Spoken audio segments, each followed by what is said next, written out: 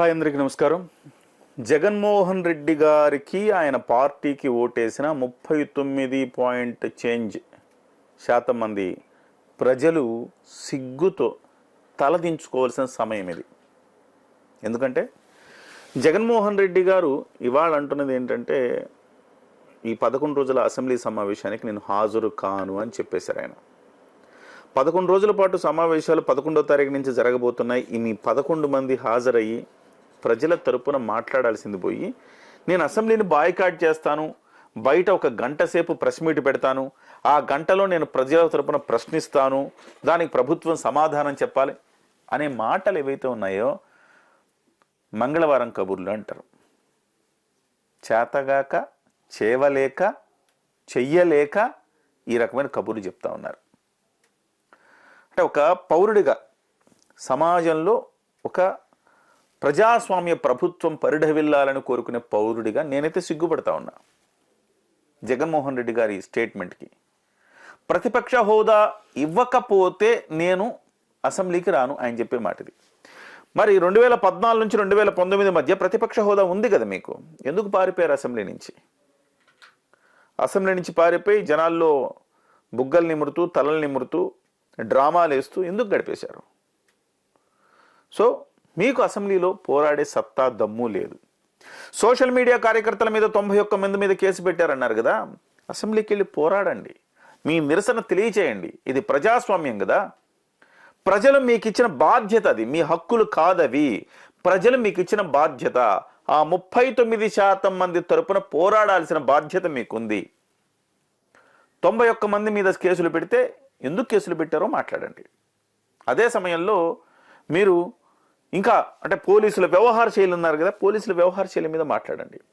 లడ్డూ వ్యవహారం ఉంది కదా, లడ్డూ వ్యవహారం మీద మాట్లాడండి. మీ సచ్చీలతను నిరూపించుకోండి. మీకైతే సమయం ఇస్తారు కదా. మీకు టెక్నికల్గా ప్రతిపక్ష హోదా లేకపోవచ్చు, కానీ ఒక నాయకుడిగా, అపోజిషన్ నాయకుడిగా మీకు అవకాశం అయితే ఖచ్చితంగా ఇస్తారు. ఇవ్వకపోతే ప్రజలు చూస్తూనే ఉంటారు కదా ప్రత్యక్ష ప్రసారాల్లో. జగన్మోహన్ రెడ్డి గారికి అసలు మాట్లాడే అవకాశం ఇవ్వలేదు అంటే ప్రజలే సమాధానం చెప్తారు, రేపు ప్రజలే తిరగబడతారు. అద్భుతమైన అవకాశాన్ని కూడా మీరు వినియోగించుకోలేకపోతున్నారంటే భయపడుతున్నారు, అంతకుమించి ఏం లే. గతంలో చేసిన పాపాలు జగన్మోహన్ రెడ్డి గారిని వెంటాడుతున్నాయని చెప్పాలి. గతంలో చంద్రబాబు నాయుడు గారిని, అప్పటికే ఆయన 14 ఏళ్ల పాటు ముఖ్యమంత్రిగా ఉన్న వ్యక్తి, గతంలో చంద్రబాబు నాయుడు గారిని తూలనాడుతూ అసభ్యకరంగా జుగుప్సాకరమైన ఆరోపణలు చేస్తూ ఆయన ఒక రకంగా లిటరల్లీ ర్యాగింగ్ చేశారు చంద్రబాబు నాయుడు గారిని. సో దౌర్జన్యం చేశారు, బూతులు మాట్లాడారు, అలాంటి ఒక దుర్మార్గంగా వ్యవహరించారు. ప్రజాస్వామ్యయుతంగా ఇవాళ నిజంగా మీరు ఆ రకంగా చేసినందుకే ఇవాళ ఈ ప్రభుత్వాన్ని అధికారంలోకి తీసుకొచ్చారు. లేదు మీ మీద కూడా అలాంటి ర్యాగింగ్ చేశారనుకోండి తెలుగుదేశం పార్టీ, ఖచ్చితంగా ప్రజలు రియలైజ్ అవుతారు. ఎస్, వాళ్ళు వీళ్ళు ఇద్దరు ఒకటే అన్న రియలైజేషన్ అన్న వస్తుంది. మీరు వెళ్ళే అవకాశం ఖచ్చితంగా ప్రజలకు మీరు చెప్పాలి కదా, ప్రజల తరపున మీరు మాట్లాడాలి కదా. కానీ భయం జగన్మోహన్ రెడ్డి గారికి. గత ప్రభుత్వంలోని వ్యవహారాలన్నీ చర్చకు వస్తాయన్న భయము. సరస్వతి భూముల వ్యవహారం చర్చకు వస్తుంది, లడ్డూ వ్యవహారం చర్చకు వస్తుంది, మీ యొక్క వంది మాగదులు చేసిన అరాచకాలన్నీ బయటకు వస్తాయి.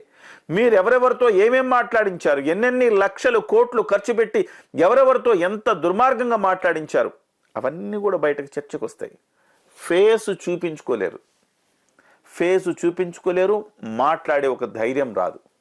అందుకే పలాయనం చిత్తగించడం అంటారు కదా, ఆ రకంగా తోక ముడిచిన జగన్ అని చెప్పాలి. ఇవాళ వెనుదిరగం, మడమ తిప్పం, మాట తప్పం, మడమ తిప్పం, ఏదో పెద్ద ప్రగల్భాలు పలుకుతారు కదా.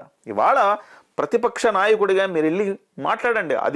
ప్రతిపక్ష హోదా ఇస్తారా, టెక్నికల్గా ఇవ్వరా పక్కన పెట్టండి. ప్రతిపక్ష హోదా ఇచ్చినా ఇవ్వకపోయినా మీరు ప్రతిపక్షమే కదా. అటువంటిప్పుడు మాట్లాడటానికి ఏంటి మీకు ఇంత పిరికి పోకడని నేను ఎప్పుడు చూడలే. గతంలో కూడా మీ నాన్నగారు జగన్మోహన్ రెడ్డి గారు, వాళ్ళ నాన్నగారు వైఎస్ రాజశేఖర రెడ్డి గారు ధైర్యంగా అసెంబ్లీలో పోరాడారు. మీ నాన్నగారు ఉన్నప్పుడు చంద్రబాబు నాయుడు గారు కూడా ధైర్యంగా పోరాడారు. మీకేమైంది అంటే మీరు విపరీతంగా తప్పులు చేసేసి ఆ తప్పుల్ని కప్పిపుచ్చుకునేందుకు అవకాశం లేక అవి ఎండగడతారన్న భయంతో మీ యొక్క డ్రామాలు జనానికి తెలిసిపోతాయన్న భయంతో మీరు చేయట్లేదా? ఇవన్నీ అనుమానాలు వస్తాయి జగన్మోహన్ రెడ్డి గారు. మీరు నిజాయితీగా అసెంబ్లీకి వెళ్ళి మీరు పోరాటం చేస్తే, మీకు ఓట్లేసిన వారి తరపున వాయిస్ వినిపిస్తే మీరు రాజకీయ నాయకుడు. లేకపోతే జగన్మోహన్ రెడ్డి గారిని డిస్క్వాలిఫై చేయాలి. డిస్క్వాలిఫై చేయడానికి టెక్నికల్గా ఏమేమి అవకాశాలు ఉన్నాయో చూడండి. ఇలాంటి ఎమ్మెల్యేలు అసెంబ్లీకి ఏం సంకేతం ఇస్తున్నాం, ఏం సమాజానికి ఏం చెప్తున్నాం మనం? కాబట్టి జగన్మోహన్ రెడ్డి గారిని వీలైతే అవకాశం ఉంటే, టెక్నికల్గా అవకాశాలు ఉంటే గనక జగన్మోహన్ రెడ్డి గారిని అలాగే ఆయనతో పాటు గెలిచిన మరో 10 మందిని కూడా అసెంబ్లీకి రాకపోతే డిస్క్వాలిఫై చేసే అవకాశం ఏమైనా ఉందో పరిశీలించాలని ఒక సగటు పౌరుడిగా నేను డిమాండ్ చేస్తా ఉన్నా.